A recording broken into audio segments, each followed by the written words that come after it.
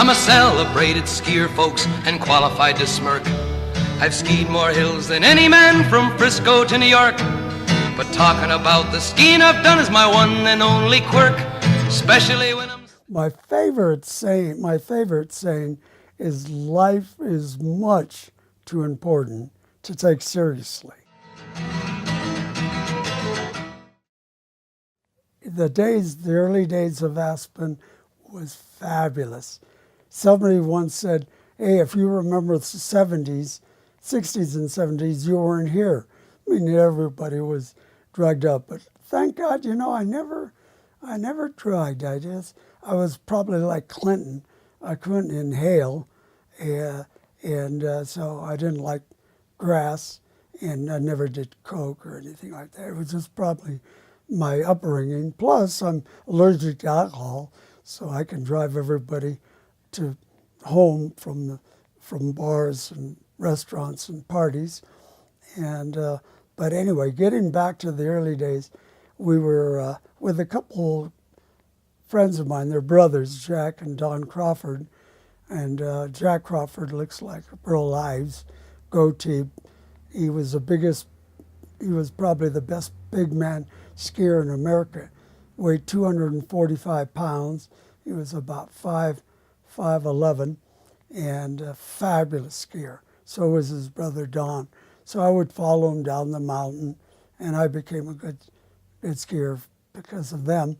But we got so good, we started doing trick skiing. We could do 360s down the mountain, ski backwards. We'd have people spread their legs, ski under their legs. So ski with one ski over our heads. It was a lot of fun. And the parties, oh my God, they were so wide open and fun. And big wealthy guys from Miami would throw parties on the Red Mountain that throw doors open, catered for 150 people, of which they knew 30, and the rest were, guest to guest, or they said, hey, bring us a lot of people. And there was a man that gets a lot of negative press that I call a friend. Is a wonderful man, and his name is David Koch Industries. Koch is 6'6", and I think just such a down-to-earth man. Well, he would throw parties when he was a bachelor, and he didn't get married until he was 50, and he's 75 today. He would throw parties for 1,000 people. He had a double lot by the music tent, and he would tent the back of the house, double tents, big tents, 100 feet by 100 feet, plus his home, and have live bands and catered. There'd be tables of food in different sections, Asian food and barbecue foods, and Mexican foods at different tables, and he'd invite all kinds of celebrities there, and they were just gung-ho. They were just so much fun. And then eventually he got engaged to a beautiful lady who is still his wife, and she made him cut way back, and eventually down to about 450, 500, and then eventually made him quit once they got married. But that was a fun day. Now, along the way, there was a most interesting man, about one of the handful of guys that I would say is the most interesting man that I've ever met in my life. His name was Gene Reardon. Gene died 10 years ago at 75, too early. He had bad heredity. He was a lawyer in Denver. His father at one time was head of the IRS in Denver. Later on, when the father retired from the bench, he went over to the enemy, Coors, and they became tax attorneys for Coors. Gene Reardon had a photographic memory. And for people's names, addresses, what have you. But he had something that also I think is very important to success in life is imagination. Now, what is imagination? It's able to image. Image what? Image whatever interests you. In his case, he loved to party. And being Irish, he was a big drinker. But he thought up every, and I mean every party, big party in Aspen. And luckily, I was part of most of them. He liked me, he liked the Crawford brothers, and away we went. He started, which is still going on, he started 50 years ago a thing called the Aspen Wine Party. It started at a small party in March up at a place called Peanut Butter Ridge, which is right near the Ajax Mountain, down as you're coming down. At Peanut Butter Ridge was very informal. On the picnic tables there, we would just put big blocks of cheese and cheap wine, and people would come by, either take their skis off and stay a while, or pick up some cheese and wine and keep skiing. So that's it. But after a few years there, we decided to go formal, and we went to a place called Blondie's Cabin, and it was owned by the Pfister family, Art Pfister. Art Pfister was an early pioneer here in Aspen who bought 700 acres where the Maroon Creek Club is now, and the golf course and all of that area was all owned by. And I asked him one time when he came to Aspen in 1948, I said, Art, what did you pay for that property? And he said, well, let me put it this way. Last year I bought a tractor and paid double for the tractor what I paid for the whole parcel. So I figured that was about $50 an acre that he paid for the 700 or somewhere like that, about $50 an acre. Can you imagine? Anyway, about 35,000, I think it came out to be. And anyway, he owned this about 5 acre parcel and called Blondie's. And why it was called Blondie's Cabin, Blondie was a prostitute during the mining days.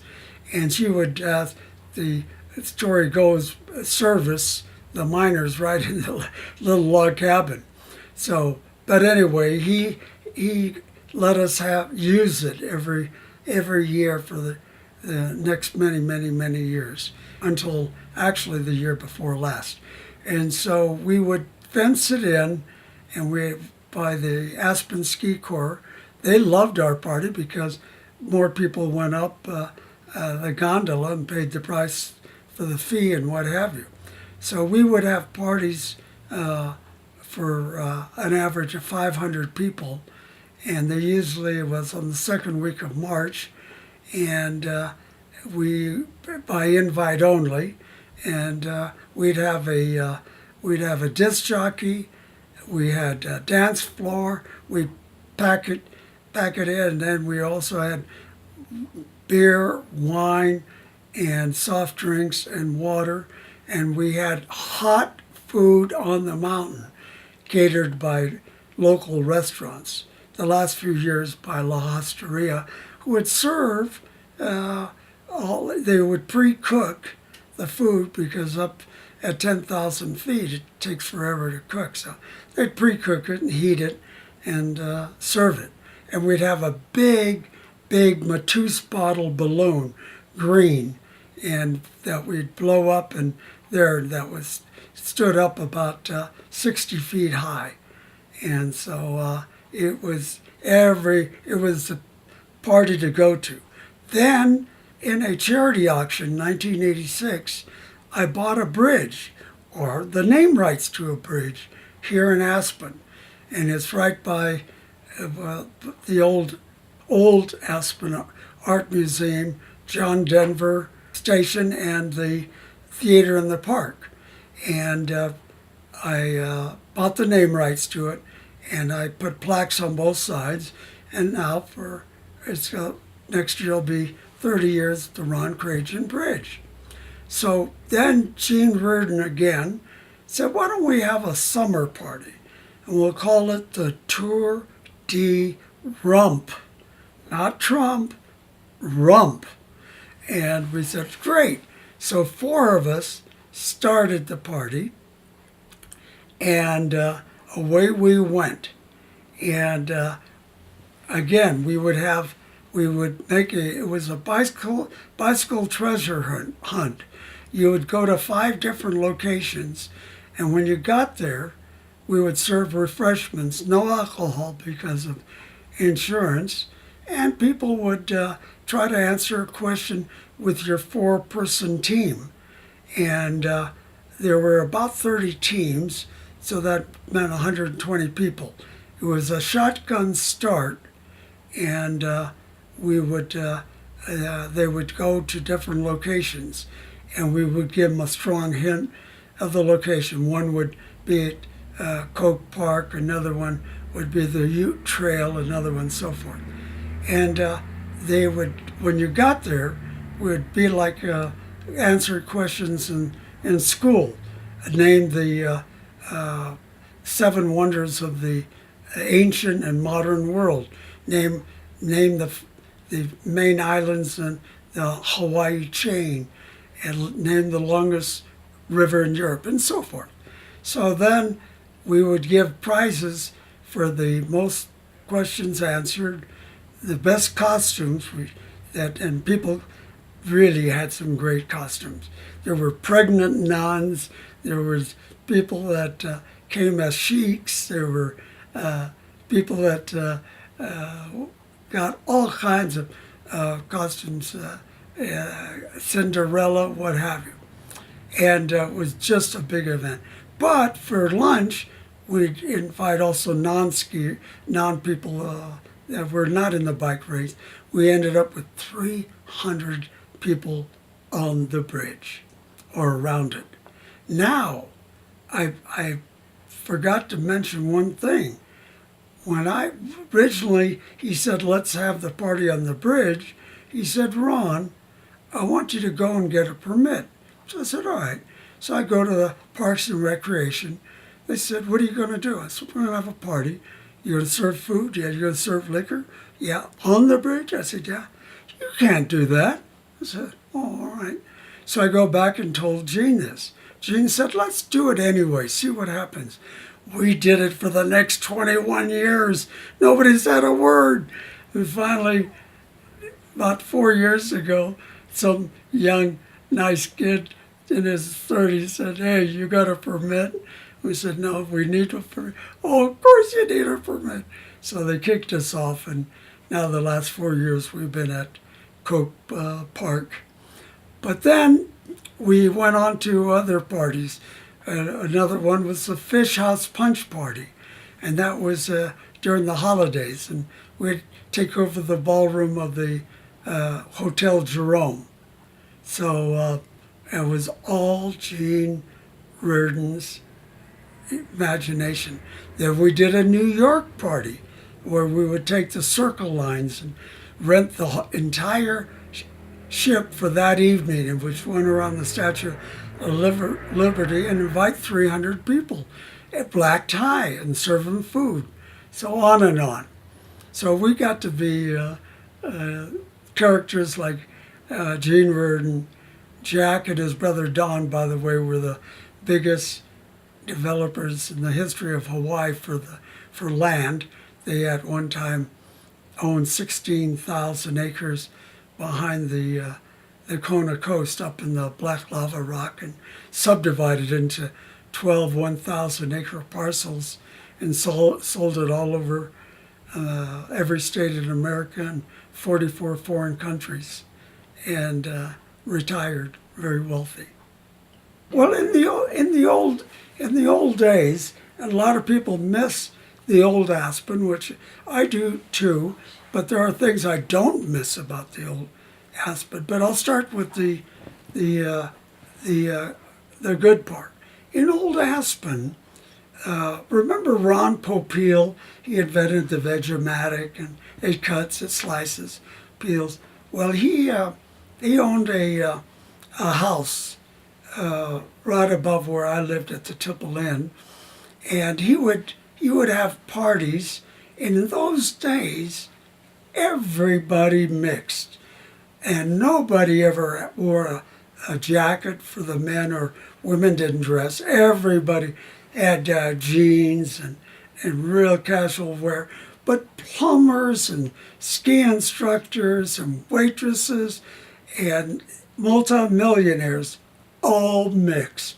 You wouldn't even know one from another, And then something happened.